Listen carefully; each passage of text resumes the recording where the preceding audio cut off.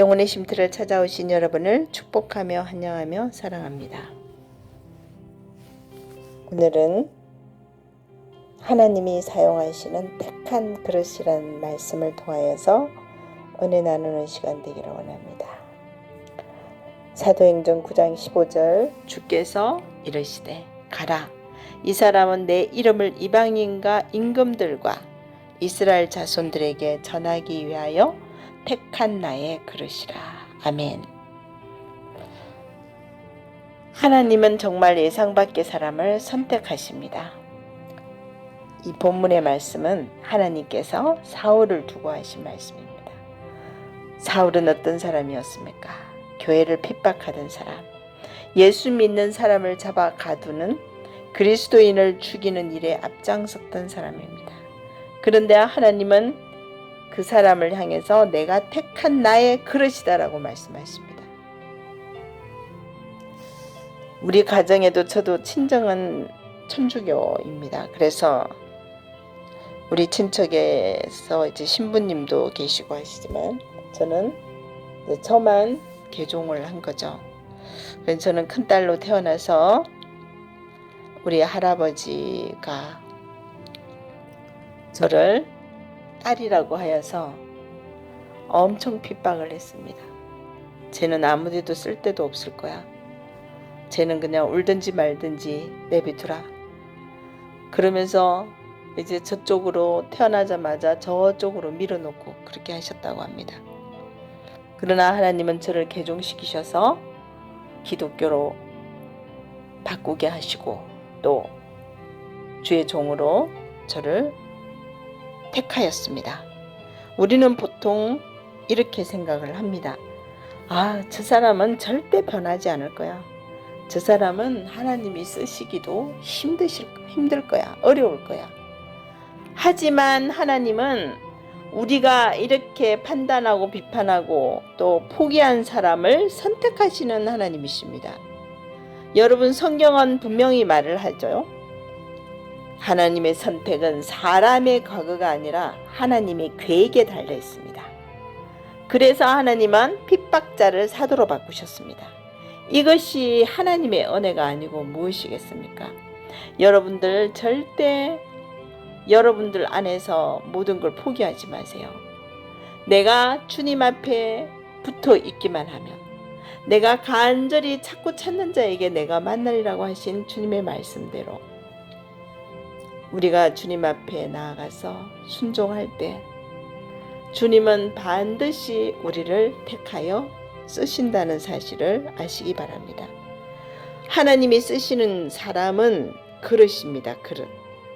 하나님은 사울을 나의 그릇이라고 부르셨죠. 그러면 그릇의 특징이 뭘까요? 그릇은 내용물이 중요하죠. 겉으로 보기에는 가장 아름다운 그릇처럼 보이지만 그 내용물이 곰팡이가 핀 음식이 들어있다면 그게 아무런 효용 가치가 없는 거죠. 그래서 그릇 자체가 중요한 것이 아니라 그 안에 담긴 것이 중요합니다. 우리도 마찬가지입니다. 우리가 능력이 많아서 쓰임받는 것이 아니라 하나님의 은혜가 담길 때 쓰임받습니다. 그리고 그릇은 주인의 손에 있죠.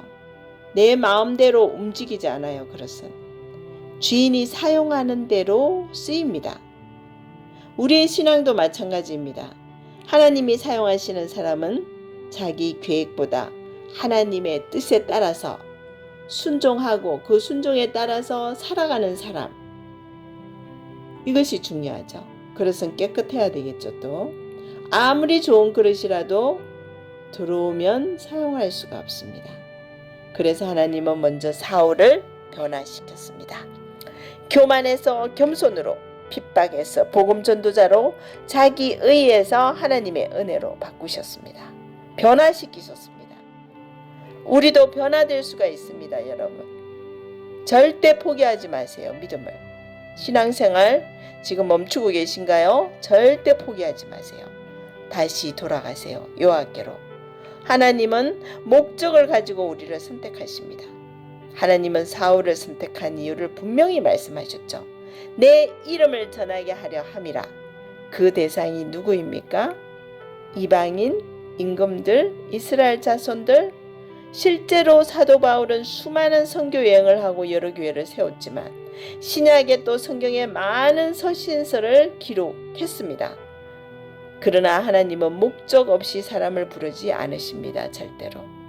우리도 마찬가지입니다. 하나님이 우리를 구원하신 이유는 단순히 복을 받게 하기 위해서가 아니라 하나님의 일을 위해서 사용하시기 위해서입니다. 여러분 사용되기를 원하시죠? 택한 그릇이 되기를 원하시죠? 그렇습니다. 하나님은 지금도 택한 그릇을 찾고 계십니다. 이 말씀은 단지 바울 이야기뿐이 아니라 오늘 하나님은 여전히 여러분들 중에서 우리 영혼의 쉼터를 찾아오신 여러분들 중에서도 여전히 택한 그릇을 찾고 계십니다. 그 그릇의 조건은 많지 않아요. 완벽한 사람? 완벽한 사람이 있을까요? 능력이 많은 사람? 지위가 높은 사람, 명예가 높은 사람, 똑똑한 사람? 여러분 절대 이런 사람이 아닙니다. 하나님이 찾으시는 단 한 사람은 순종하는 사람, 겸손한 사람, 하나님께 내 자신을 오롯이 드리는 사람입니다. 여러분 그러실 수 있죠? 그래서 사울은 교회를 핍박하던 사람이었지만 그러나 하나님은 그를 택한 나의 그릇이라고 부르셨고 이것이 바로 복음입니다. 하나님은 과거를 보시지 않으시고 가능성을 보시는 하나님이십니다. 오늘 동일하게 우리들에게도 하나님은 말씀하십니다. 너도 내가 택한 그릇이다. 지금 이 영상을 듣고 계시는 여러분들에게 말씀하시고 계십니다. 너도 내가 택한 그릇이야. 그래서 우리의 기도는 이것이어야 합니다. 하나님 저를 하나님의 그릇으로 택함 받은 그릇으로 사용하여 주시옵소서. 이렇게 기도를 하셔야 합니다.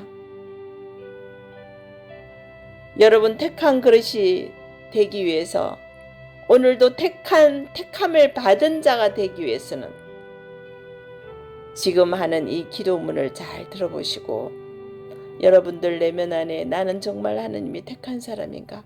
나는 정말 지금 하나님께 순종하고 있는가? 나는 하나님의 뜻을 따라서 살아가고 있는가를 기억하는 여러분들이 되기를 원합니다. 사랑과 은혜가 풍성하신 하나님 아버지, 오늘 사도행전의 말씀을 통해 우리를 택한 그릇으로 부르신 하나님의 은혜를 깨닫게 하시니 감사합니다. 주님 과거에 사울을 부르셔서 사도 바울로 사용하셨던 것처럼 연약하고 부족한 우리도 주님의 뜻 가운데 사용하여 주시옵소서. 주님 우리의 삶이 우리 자신을 위한 삶이 아니라 주님의 이름을 전하는 삶이 되게 하여 주시옵소서. 우리의 마음을 깨끗하게 하시고 겸손하게 하셔서 주님이 원하시는 곳에 언제든지 사용하실 수 있는 준비된 그릇이 되게 하여 주시옵소서. 때로는 우리가 부족함을 느끼고 연약함을 느끼고 스스로를 작게 여길 때가 있지만 하나님께서 택하시고 부르셨다는 이 사실 한 가지만으로도 감사하며 은혜롭게 기억하게 하시고 믿음으로 담대히 살아가게 하여 주시옵소서. 오늘 영혼의 쉼터를 찾아오신 여러분 한 명 한 명이 이 시대에 하나님이 쓰시는 귀한 그릇이 되게 하시고 깨끗한 그릇이 되게 하시고 택함 받은 자의 그릇이 되게 하시고 어디에 있든지 예수 그리스도의 향기를 나타내는 자 되게 하여 주시옵소서. 모든 말씀 우리를 구원하시고 우리를 사용하시는 우리 주 예수 그리스도의 이름으로 기도드립니다. 아멘.